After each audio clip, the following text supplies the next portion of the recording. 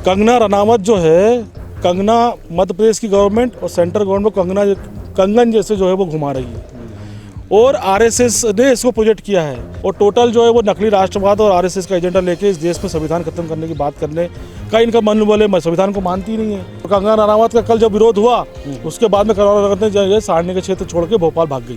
तो पत्रकार साथियों ने कहा कि आप उसके जो उसका सेट है उस सेट पे जाके क्यों नहीं विरोध करते।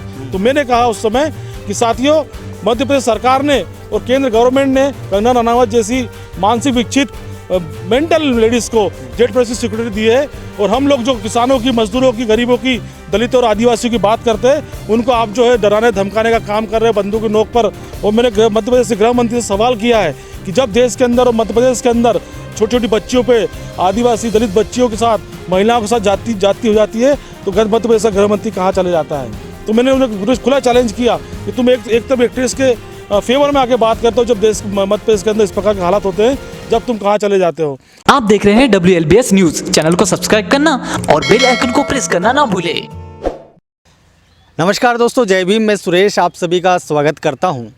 दोस्तों, इस समय हम अभी जो जंगल देख रहे हैं आजू बाजू, आप सोच रहे हैं कि जंगल में कहाँ पहुंच गए, लेकिन यहाँ से बिल्कुल बाजू में यहाँ पर एक रोड है, हाईवे रोड है, भोपाल रोड है। हम उसके जस्ट बाजू में है सारणी, जो कि मध्य प्रदेश में आता है। यहाँ बिजली का बहुत बड़ा कारखाना कहलाया जाता था। मेरे ख्याल से राकेश भाई शायद वो बंद हो गया होगा, उसकी भी बात करेंगे हम। तो अभी हम यहाँ पे सारणी में हैं और यहाँ पे थोड़ा एकांत में आए हैं ताकि हमारी आवाज़ में कोई डिस्टर्बेंस ना हो।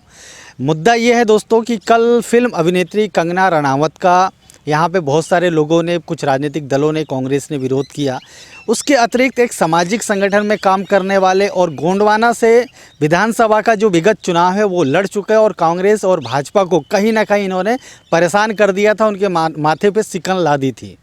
हमारे साथ में एडवोकेट राकेश महाले और साथ में एक और हमारे मित्र हैं जो इस विषय पे हम आज चर्चा करेंगे। आखिर इन्होंने कल कंगना रनावत का विरोध क्यों किया और उसके अलावा ये जो किसान आंदोलन चल रहा है उस आंदोलन में इनकी क्या भूमिका है। सभी दर्शकों को मेरा क्रांतिकारी जय भीम।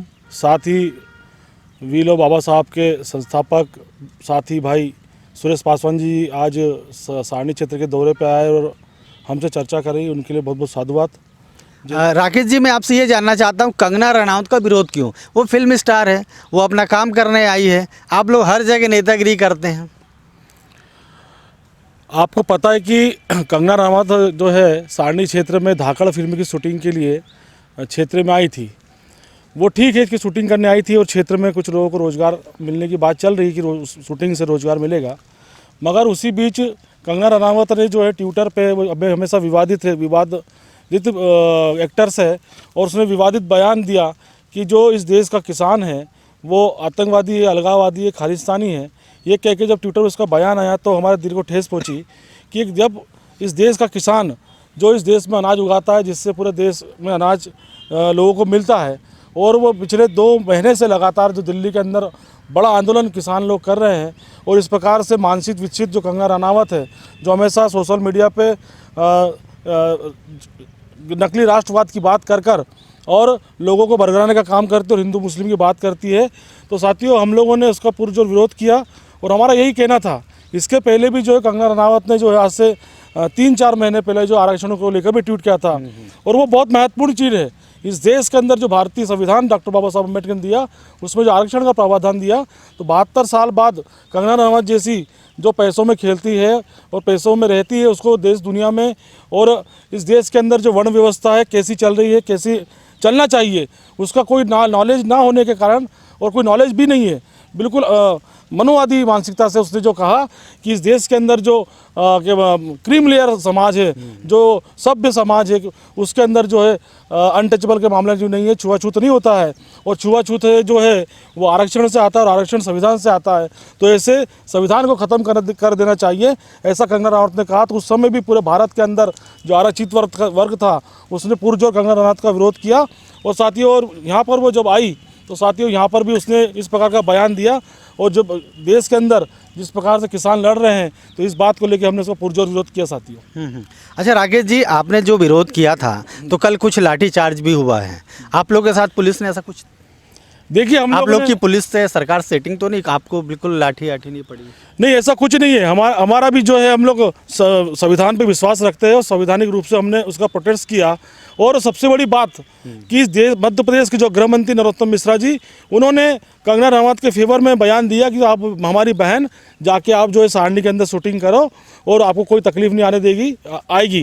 तो साथियों, इस बात पर मेरा तीखी प्रतिक्रिया है और मैंने मध्य प्रदेश के गृह मंत्री से सवाल किया है कि जब देश के अंदर और मध्य प्रदेश के अंदर छोटी छोटी बच्चियों पे, आदिवासी दलित बच्चियों के साथ, महिलाओं के साथ जाति हो जाती है, तो मध्य प्रदेश का गृह मंत्री कहाँ चले जाता है? तो मैंने उन्हें खुला चैलेंज किया कि तुम एक तरफ एक्ट्रेस के फेवर में आके बात करते हो, जब देश मध्य प्रदेश के अंदर इस प्रकार के हालात होते हैं, जब तुम कहाँ चले जाते हो? सारणी जो ऐसा क्षेत्र था कि जहाँ पर जो है विकास के नाम पर इस क्षेत्र में जो पावर प्लांट है, जहाँ कोल माइंस है, यहाँ पे सुकरडाना में उद्योग लगने वाले हैं, तो इस प्रकार का पूरा पिछले 15 सालों से हमारी लगातार लड़ाई लड़ रहे हैं कि क्षेत्र के अंदर रोजगार आए, यहाँ के लोगों को रोजगार मिले। आज सारणी और ये जो पूरा क्षेत्र वीरान होते जा रहा है, यहाँ से लोग पलायन कर रहे हैं। सबसे बड़ी समस्या इस क्षेत्र के अंदर बेरोजगारी की है और मध्य प्रदेश के अंदर सबसे पिछड़ा जिला जो है बैतूल जिला है और यहाँ से जो लोग पलायन कर रहे हैं। तो हमने ये बात कही कि एक तरफ तुम फिल्म इंडस्ट्री के लोगों को यहाँ पे आकर बढ़ावा, उनको शूटिंग करने के लिए प्रोटेस्ट कर रहे हो, उसको जेट प्लेन की सिक्योरिटी दी। हमको और पत्रकार साथियों ने कहा कि आप उसके जो उसका सेट है, उस सेट पे जाके क्यों नहीं विरोध करते? तो मैंने कहा उस समय कि साथियों, मध्य प्रदेश सरकार ने और केंद्र गवर्नमेंट ने कंगना रनावत जैसी मानसिक विकसित मेंटल लेडीज़ को जेट प्लेन की सिक्योरिटी दी है और हम लोग जो किसानों की, मजदूरों की, गरीबों की, दलितों और आदिवासियों की बात करते हैं, उनको आप जो है डराने धमकाने का काम कर रहे हैं। बंदूक की नोक पर प्रशासन जो हमको डराने का काम कर रहा है और लाठीचार्ज करके उन्हें कांग्रेसी कार्यकर्ताओं ने लाठीचार्ज के ऊपर भी लाठीचार्ज हुआ है, उसमें कुछ लोग घायल भी हुए।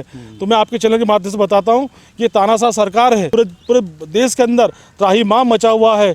हर चीज़ जो है ये अदानी अंबानी को बेचने का काम कर रहे हैं। इस देश को जो है प्राइवेटीकरण के उन्होंने बढ़ा दिया है, यहाँ तक कि रेलवे विभाग को भी वो बेचने का काम कर रहे हैं। और आज जो प्राइवेटीकरण हो रहा है उससे देश के अंदर बड़े हालात ख़राब है।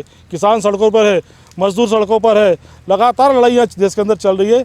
मगर ये मोदी की और अमित शाह की जो गवर्नमेंट है, ये देश में इसका वाला जो माहौल पूरा ख़राब करके रखा है, इसका जनता सड़कों पर है। नहीं, आप लोग आंदोलन जीवी है ना। मोदी जी बोले संसद के अंदर में कुछ लोग आंदोलन जीवियों की आदत पड़ गई, अपना पेट भरते हैं। तो आप लोग आंदोलन जीवी हैं, तो इस पर क्या कहना चाहेंगे? देखिए, जब आदमी खिसियानी बिल्ली खम्मा नोचे वाली कहावत आपने सुनी होगी। आज देश के अंदर जब मोदी जी के जितनी भी योजनाएं थी और जब तमाम चीज़ें जो है उनके खिलाफ में जब बात हो रही है, तो हम आंदोलन जीवी है। हम भगत सिंह की कौम के लोग हैं। हम लोग जो आंदोलनकारी जो लोग थे, इस देश को बचाने वाले, देश को आज़ादी दिलाने वाले जो हमारे शहीद लोग थे, उन्होंने आंदोलन करके और लड़कर और इस देश को जो बचाने का काम किया। तो मैं आपके चैनल के माध्यम बताना चाहता हूँ कि आपने कौन से आंदोलन करे इस देश के लिए और क्या किया आपने देश के लिए। बताया RSS के नाम पर आप जो भी चंदा वसूल करने का काम कर रहे हैं और हम लोगों को कह रहे हैं कि आंदोलन जीवी है, तो हम कहना चाहते हैं कि हाँ, आंदोलन जीवी है। तो आपके चैनल के माध्यम से बताना चाहता हूं कि लगातार इस प्रकार की जो घटनाएं देश के अंदर हो रही है, इसका हम लोग पूर्ण विरोध करते हैं और किसानों का आंदोलन लास्ट तक हम उसको संघर्ष लड़ेंगे और लास्ट तक ये आंदोलन चलता रहेगा। और कंगना रनावत का कल जब विरोध हुआ, उसके बाद में कंगना रनावत सारणी के क्षेत्र छोड़ के भोपाल भाग गई। अच्छा, यहाँ पे नहीं है अभी? नहीं है यहाँ पर। अच्छा, अगर मान के चलो यहाँ पे वो फिल्म की शूटिंग करने आएगी तो क्या करेंगे? फिर विरोध होगा? बिल्कुल तगड़ा विरोध होगा, उसका विरोध करना ही पड़ेगा। अगर वो माफ़ी मांग लेंगी कि मैंने संविधान का अपमान कर दिया है अनजाने में, कभी कभी आदमी बोलते बोलते फ्लुएंट में बोल देता है, या किसानों को अगर वो बोल दें, माफ़ी मांग ले, तो आप क्या कहेंगे? देखिए पासवान जी, एक बार की बात नहीं है। कंगना रनावत जो है, कंगना मध्य प्रदेश की गवर्नमेंट और सेंट्रल गवर्नमेंट कंगन जैसे जो है वो घुमा रही है और RSS ने इसको प्रोजेक्ट किया है और भाजपा के लिए काम करती है। अभी फरवरी में शूटिंग चल रही है और दिसंबर के अंदर ही जो है पिक्चर रिलीज होने वाली है। और अभी से ये प्रोपोगंडा बचा के जो है ये पिक्चर को हाईलाइट कराने के लिए प्रसारित कर रही है और टोटल जो है वो नकली राष्ट्रवाद और RSS का एजेंडा लेके इस देश में संविधान खत्म करने की बात करने का इनका मन बोले। संविधान को मानती नहीं है और जो सेंट्रल गवर्नमेंट है, धीरे धीरे वो जो जितने भी कानून हैं उनमें संशोधन करके, और जो किसानों के कानून की कितनी बड़ी बात है, ये इतना महत्वपूर्ण मुद्दा था कि इसको लोकसभा और राज्यसभा में जो है इस पर डिबेट होना चाहिए था, उसके बाद ये कानून पास होना था। तो वो श्रम कानून हो चाहे किसानों का कानून हो, लगातार सरकार जो है इस प्रकार से देश में जो है और देश के संविधान को ख़त्म करने का काम करी। आखिरी में राकेश जी, आप कुछ कहना चाहेंगे? आखिरी संदेश? मेरा यही आखिरी संदेश है कि मैं इस क्षेत्र में पला बड़ा हूँ और आपके चैनल के माध्यम से जो इस वीडियो को देखेंगे तमाम दर्शक, खासकर सारणी क्षेत्र के दर्शक, कि इस क्षेत्र के अस्तित्व को बचाने के लिए, सारणी के अस्तित्व को बचाने के लिए हमारा ये आह्वान है कि जब भी हम सड़कों पर इस क्षेत्र के अस्तित्व को बचाने के लिए, यहाँ पावर प्लांट नई यूनिट लगाने के लिए, कोल माइंस खोलने के लिए, सूखाडाना खगाडाना में जो उद्योग धंधे आने वाले हैं, पिछले 15 साल से यहाँ भारतीय जनता पार्टी के नेता लोग पेपर में फोटो छपा के कहते हैं कि उस उद्योग रोजगार आएगा, रोजगार आएगा, रोजगार आएगा। तो उस रोजगार को साकार मूर्त देने के लिए हम जब भी आंदोलन करें, मैं आप लोगों से हाथ जोड़ कर निवेदन करता हूँ कि इस क्षेत्र को अस्तित्व बचाने के लिए आप सड़कों पर जरूर आएंगे और हम अपना अधिकार लेके रहेंगे। चलिए राकेश जी और नामदेव जी, आप दोनों ने हमें समय दिया, उसके लिए बहुत बहुत धन्यवाद।